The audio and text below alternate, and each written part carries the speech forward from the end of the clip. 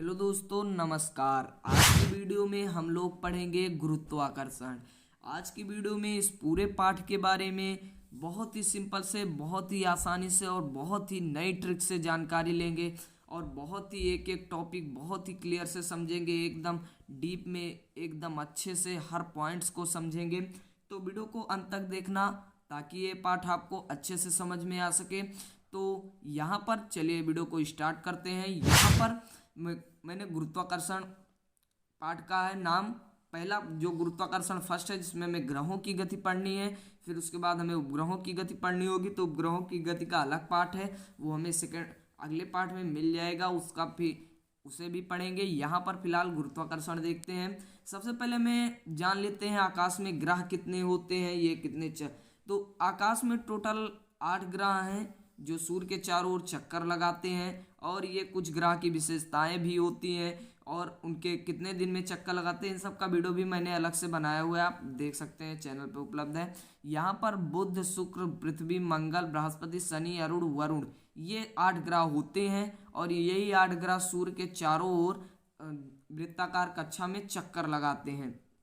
अगर बात करें सौर मंडल की, तो मान लेते हैं अगर ये सूर्य है, तो मान लेते हैं ये सूर्य है, तो इसके एक कक्षा होगी, फिर 2 कक्षा होगी, 3 कक्षा होगी, 4 कक्षा होगी, 5 कक्षा होगी, इसी प्रकार 8 कक्षाएं होंगी। और आठों में यहाँ पर बुध, शुक्र, पृथ्वी, मंगल, अरुण, वरुण, यम, यहीं पर सारे ऐसे दीर्घाकार वृत्ताकार कक्षा में चक्कर लगाते हैं। जो सूर्य के निकट होगा वो जल्दी चक्कर लगाएगा, और जैसे ही वो दूर होता जाएगा वो उतनी ही दूरी से चक्कर लगाएगा।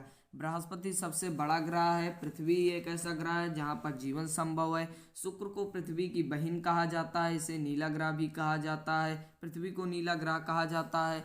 बुध को सबसे गर्म ग्रह कहा जाता है, मंगल को लाल ग्रह कहा जाता है, बृहस्पति को सबसे बड़ा ग्रह या वलयाकार, इसके चारों ओर एक रिंग होती है ये, और अरुण और वरुण ये 2 हो गए।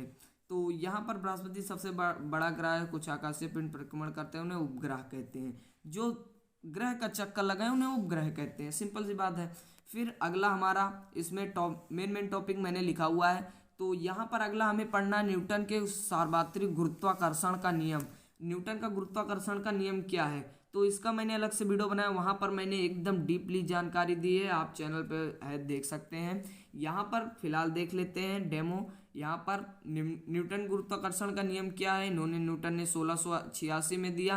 तो आप लोग जानते होंगे न्यूटन सेब के पेड़ के नीचे बैठे थे, सेब गिरा, पता लगाया कैसे क्यों गिरा, यहीं पर नीचे ही क्यों गिरा, तो उन्होंने ही इसे गुरुत्वाकर्षण बल कहा था। तो इन्होंने अपने कथन में कहा क्या था, न्यूटन ने बताया कि किन्हीं 2 वस्तुओं के बीच लगने वाला आकर्षण बल दोनों वस्तुओं के मात्राओं के या द्रव्यमानों के गुणनफल के अनुक्रमानुपाती, उनके बीच की दूरी के वर्ग के व्युत्क्रमानुपाती होता है।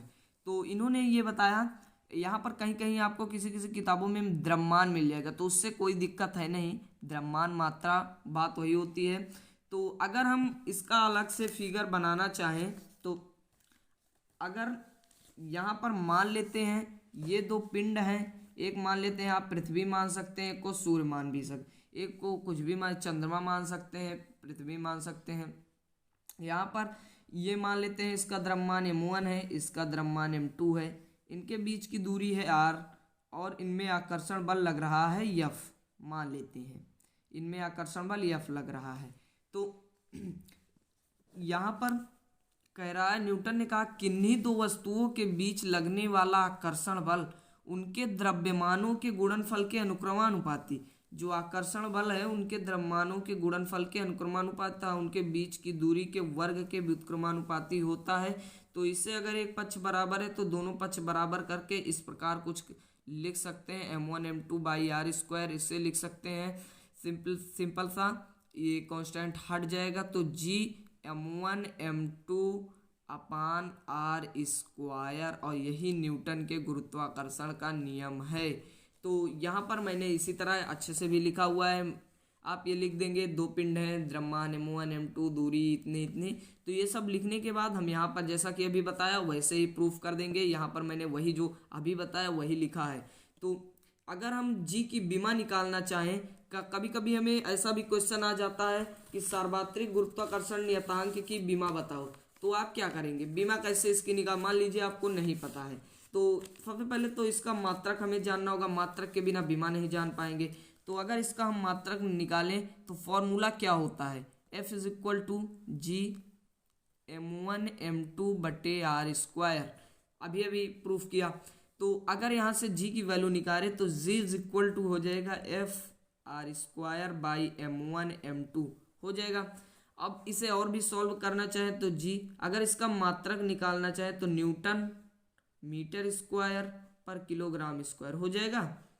यहाँ से भी बीमा लिख सकते हैं, न्यूटन की बीमा, बल की बीमा क्या होती है MLT-2, और यहाँ पर मीटर स्क्वायर की L2 हो जाएगी, इसे सब ब्रैकेट में बंद करेंगे L2, और किलोग्राम स्क्वायर अपान में है तो लिख देते हैं M का स्क्वायर।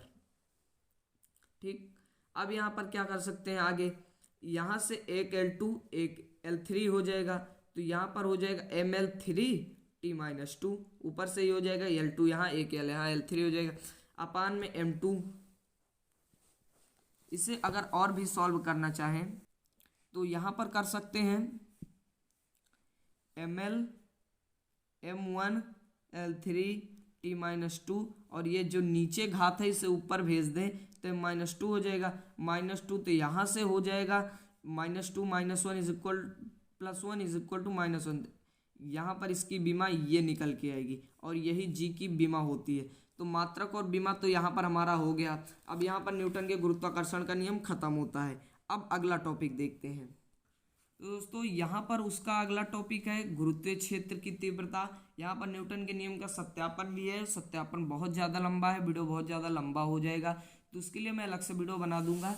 यहाँ पर सत्यापन छोड़ के यहाँ पर पहले गुरुत्वीय क्षेत्र की तीव्रता, क्योंकि वो पूछा नहीं जाता न्यूटन के नियम, बस न्यूटन का नियम ही पूछा जाएगा, सत्यापन कभी नहीं पूछा जाएगा, तो वो मेन टॉपिक नहीं, इसीलिए मैं बता नहीं रहा हूँ। यहाँ पर गुरुत्वीय क्षेत्र की तीव्रता को देख लेते हैं। गुरुत्वीय क्षेत्र की तीव्रता क्या कहती है, कह रहा है गुरुत्वीय क्षेत्र में किसी बिंदु पर एकांक द्रव्यमान पर जितना बल कार्य करता है उसे उस बिंदु पर गुरुत्वीय क्षेत्र की तीव्रता कहते हैं। कह रहा है गुरुत्वीय क्षेत्र में, मान लेते हैं कि एक हमारे पास गुरुत्वीय क्षेत्र है, मान लेते हैं पृथ्वी ही है गुरुत्वीय क्षेत्र, मान लेते हैं कोई गुरुत्वीय क्षेत्र है जो पृथ्वी मान लेते हैं ये गुरुत्वीय क्षेत्र है। कह रहा है किसी बिंदु पर, मान लेते हैं कोई ये बिंदु है, एकांक द्रव्यमान पर जितना बल कार्य करता, मतलब जो गुरुत्वाकर्षण बल एकांक द्रव्यमान पर, इसका जो एक द्रव्यमान, एकांक द्रव्यमान हो 1 किलोग्राम के लिए, उस पर जितना बल कार्य करेगा ये इसके चारों गुरुत्वीय क्षेत्र में, मतलब जहाँ गुरुत्वाकर्षण बल मान सकते हैं कार्य करेगा, उससे उस बिंदु पर गुरुत्वीय क्षेत्र की तीव्रता, उस बिंदु के लिए ही वो गुरुत्वीय क्षेत्र की तीव्रता होगी। इसे आई से प्रदर्शित करते हैं, I बराबर F/m फॉर्मूला होता है, मात्रक निकाल सकते हैं, बीमा भी निकाल सकते हैं, जैसे अभी निकाला वैसे ही सेम यहाँ पर हर चीज होगा। तो यहाँ पर अगर इसका हम मात्रक निकालना चाहें तो I is equal to formula क्या होता है F/m होता है, तो I is equal to newton पर मीटर हो जाएगा। बीमा निकाले MLT-2, और यहाँ पर m नीचे है, जब ऊपर चला -1 हो जाएगा, -1 + 1 खत्म, तो MT-2 इसकी बीमा हो जाएगी। तो दोस्तों यहाँ पर इसका मात्रक और बीमा मैंने लिखा हुआ है, आप यहाँ से देख सकते हैं। अब बात करते हैं गुरुत्व क्या है, gravity, what is gravity, gravity क्या है, तो यहाँ पर देख लेते हैं। कह रहा है गुरुत्व वह आकर्षण बल है, एक ये भी मान सकते हैं गुरुत्व क्या है, ग्रेविटी, ग्रेविटी क्या है, gravity is a attraction force, मतलब ग्रेविटी, गुरुत्व एक आकर्षण बल है जो पृथ्वी किसी वस्तु को अपने केंद्र की ओर खींचने में लगाती है। अगर पृथ्वी की बात करें तो पृथ्वी अगर ये है तो ये अपने केंद्र की ओर ही खींचेगी किसी वस्तु को, यहाँ पर केंद्र की ओर, किसी वस्तु को अपने केंद्र की ओर, अगर केंद्र से नीचे जाता है तो ये ऐसे खींचने लगेगी, ना कि ऐसे। तो यहाँ पर जो अपने केंद्र की ओर किसी वस्तु को जिस बल से खींचते हैं उसे ही गुरुत्व कहते हैं, मतलब गुरुत्वाकर्षण बल भी आप इसे कह सकते हैं। इसे विशिष्ट उदाहरण है गुरुत्वाकर्षण वास्तव में गुरुत्वाकर्षण नहीं है, गुरुत्व है। उसे हमने नाम दिया गुरुत्वाकर्षण। गुरुत्व से जो हुआ आकर्षण वही तो है गुरुत्वाकर्षण। समझ गए? तो यहाँ पर पृथ्वी ऊपर आकर गिरती है जिस बल के कारण, वही है गुरुत्व बल, ग्रेविटी इज अट्रैक्शन फोर्स। समझ गए? अब बात करते हैं आगे अगले टॉपिक की। इस पार्ट का अगला टॉपिक है पृथ्वी का गुरुत्व त्वरण। व्हाट इज पृथ्वी का गुरुत्व त्वरण? Acceleration due to gravity of earth. मतलब पृथ्वी का गुरुत्व त्वरण क्या है? तो जब कह रहा है जब कोई वस्तु मुक्त रूप से ऊपर से छोड़ी जाती है तो गुरुत्व के कारण वह पृथ्वी की ओर गिरती है। सिंपल सी बात है। तो उसके वेग में परिवर्तन होने लगता है जिसके कारण त्वरण उत्पन्न होता है। जब मान लेते हैं कोई वस्तु है, हमने अंतरिक्ष से उसे छोड़ा तो पृथ्वी के छोड़ा वायुमंडल से, तो वो नीचे आती रहेगी, तो लगातार उसका वेग बढ़ता जाएगा। गुरुत्वाकर्षण बल उस पर बल लगाएगा और लगातार उसका वेग बढ़ता जाएगा। एक समय बहुत वेग बढ़ जाए तो ये जो वेग परिवर्तन की दर को त्वरण कहते हैं। चूंकि ये गुरुत्व के अंतर्गत गति कर रहा है इसीलिए इसे गुरुत्वीय त्वरण कहते हैं, जिसे जी से प्रदर्शित करते हैं। जी की बीमा सेम त्वरण की तरह ही होती है, LT-2, मात्रक वही होगा मीटर पर सेकंड स्क्वायर। ये सब समझ गए। अब बात करते हैं इसके अगले टॉपिक की। यहाँ पर इसका अगला टॉपिक है पृथ्वी के गुरुत्वीय त्वरण तथा गुरुत्वाकर्षण नियतांक में संबंध।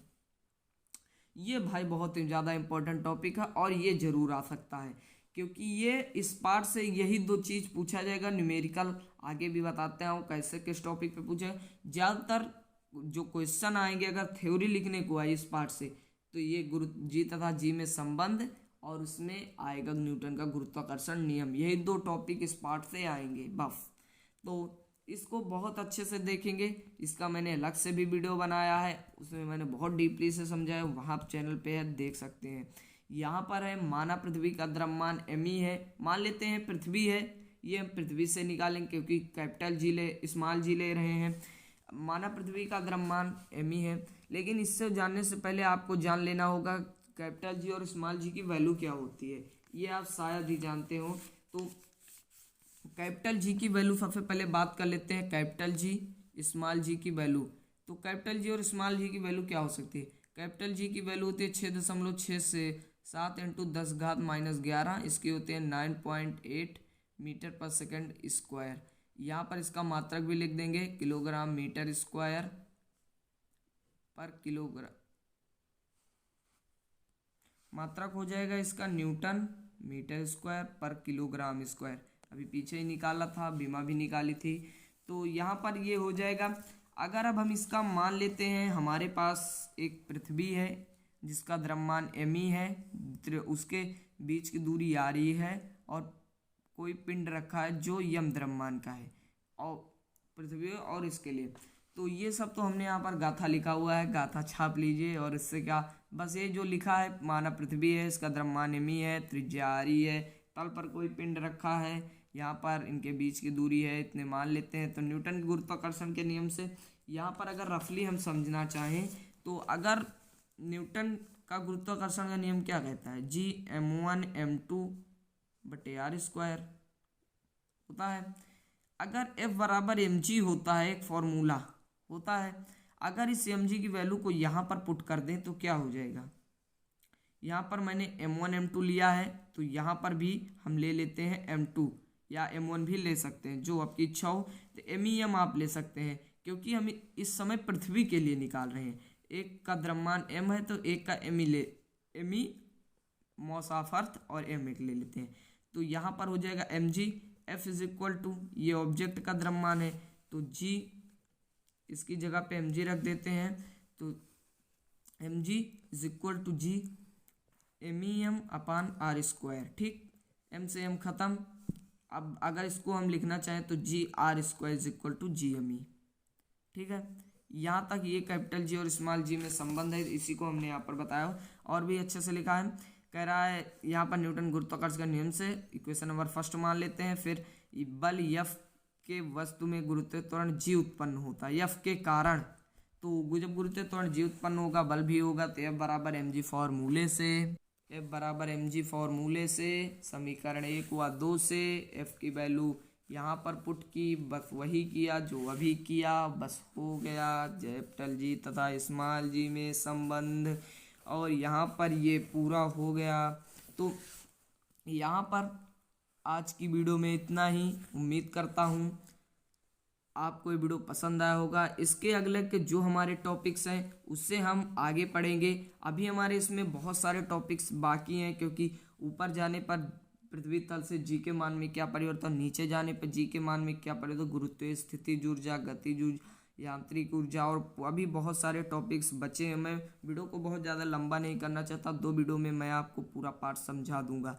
तो इसका अगला वीडियो मैं जल्द ही बनाऊंगा, आप ज़रूर देखिएगा। तो उम्मीद करता हूँ आज की ये वीडियो आपको पसंद आई होगी। तो वीडियो को लाइक कर देना, चैनल को सब्सक्राइब कर देना ऐसे ही इंटरेस्टिंग और नई वीडियो के लिए, और बेल आइकन को भी प्रेस कर देना, और कमेंट बॉक्स में भी बताना वीडियो कैसा था, ये पार्ट कैसा था, समझ में आया कि नहीं आया। अगली वीडियो में जल्दी बना दूंगा, बस अगले वीडियो में उससे पूरा पाठ मैं समाप्त कर दूंगा। तो आज की वीडियो में इतना ही, मिलते हैं अगले वीडियो में, तब तक के लिए बाय बाय।